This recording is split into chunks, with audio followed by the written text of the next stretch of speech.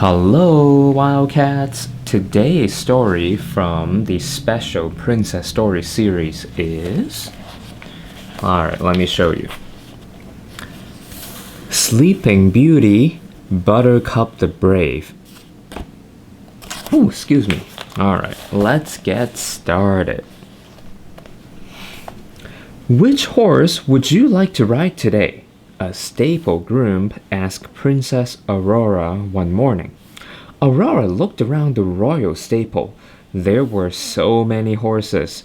It was always hard to choose. But then, a fine Palomino caught Aurora's eyes. He was the most beautiful creature she had ever seen. Very beautiful horse. Can you see? All right.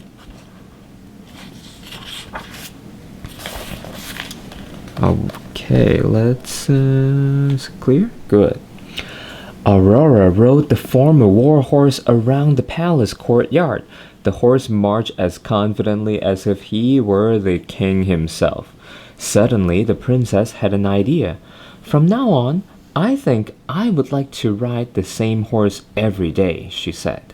What a wonderful idea, Prince Philip agreed. You should have a horse of your own. What's the horse name? Aurora asked. We call him Brutus, Your Highness, the groom replied. Now let's pause. Your Highness, that's a pretty special word.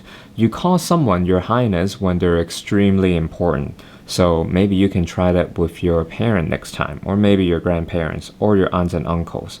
Maybe ask them, may I please have a cookie, Your Highness? That might go a little better. All right. Oh no! Aurora exclaimed. That won't do at all. I think I'll call him Buttercup. Philip and the groom looked surprised. Are you sure? The prince asked. I guess that name doesn't sound very cool for them, but I think it's pretty cool. Aurora smiled. Do you like your new name, Buttercup? The horse snorted happily. So it works for the horse. Alright, make sure it stays. Okay. Aurora rode Buttercup around the castle grounds. When the pages blew their trumpets as they rode by, he did not flinch. When a carriage rumbled past, he stood at attention. When Aurora asked him to jump over a stone wall, he cleared it effortlessly. So he has been doing pretty well, and he doesn't seem to be fazed by anything. That's a pretty good characteristic for a horse. The next day, Aurora decided to ride Buttercup out to the fairy's cottage. Why don't you let me saddle up Samson and come with you? Philip suggested, looking worried. Don't be silly, Aurora said with a laugh. I grew up in those woods, remember? Besides, I'll be with Buttercup. He'll take good care of me. Aurora and Buttercup pranced off, but the moment they entered the woods, Buttercup became a different horse. How different? He began to walk slowly and look around nervously. When some of Aurora's woodland friends appeared, Buttercup tried to run away. So somehow, Buttercup seems to be afraid of the woods. We're not really sure why yet.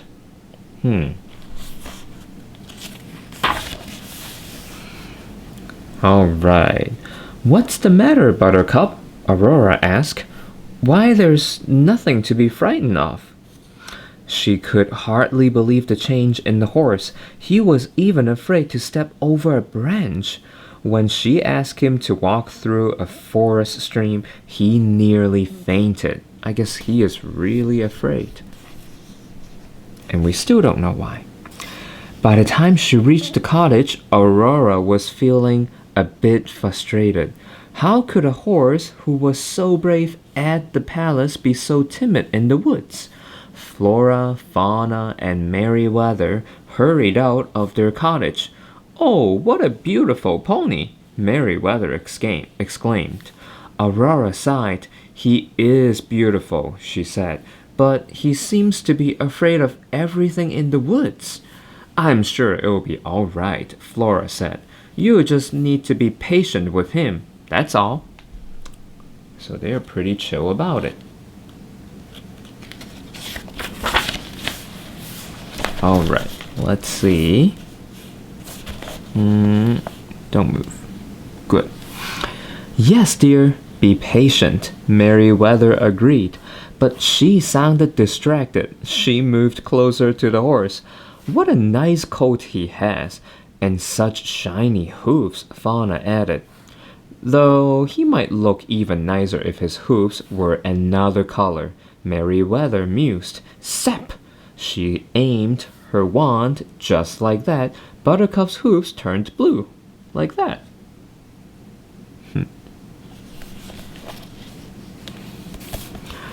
Oh, don't be silly, Flora exclaimed. A horse shouldn't have blue hoofs. On the other hand, he might look pretty in pink. Sap!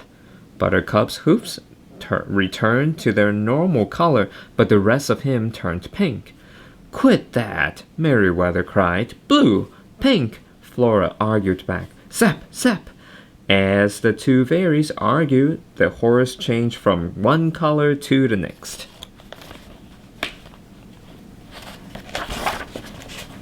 And just like that, Buttercup kept changing colors. It's kind of like dyeing your hair. Alright. Aurora watched her new horse change color. That didn't seem to bother him at all. But when a stray leaf fluttered down, he jumped and snorted as if it were a horse-eating dragon. What was she going to do? She didn't want to give up on him. Buttercup was so perfect in every other way. Soon it was time to say goodbye to the fairies. Aurora did her best to ignore the way Buttercup hesitated at every shadow on the trail home. She had been certain that Buttercup was the perfect horse for her. Now she wasn't so sure.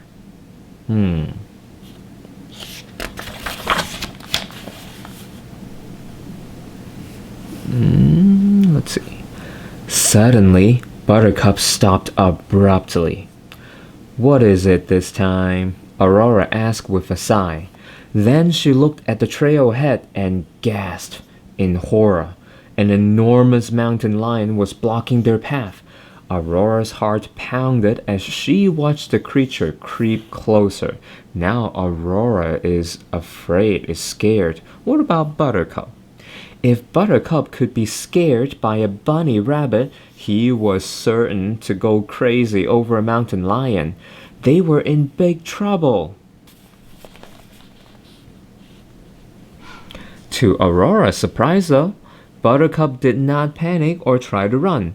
Instead, he stood proudly and puffed himself up to look even bigger than he was. He planted his hoofs and snorted angrily at the mountain lion. Then he marched forward and struck out at the lion with his front hoofs. Aurora hung on. She was still scared, but it seemed that Buttercup wasn't. So Buttercup is pretty brave.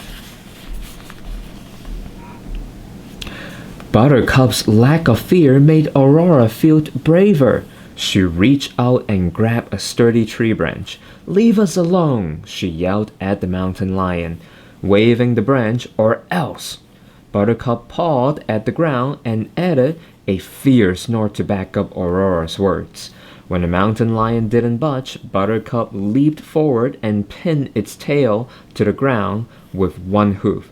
Then Aurora reached out and gave the lion a smart rap on the nose with her branch. The lion let out an embarrassed yowl. Then it yanked its tail free and raced away. Aurora was pleased with herself and with her horse. Buttercup had been brave when it really counted, when it's actually important.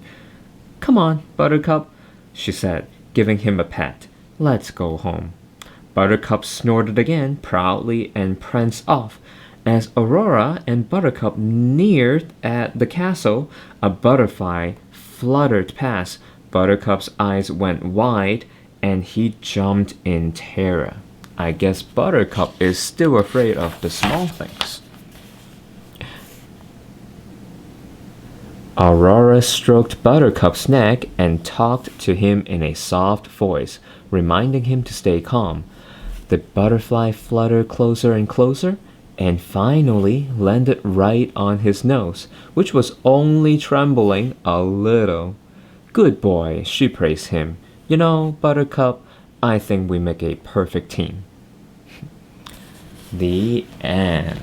Alright, for tomorrow's princess story, I'll see you back here. Bye.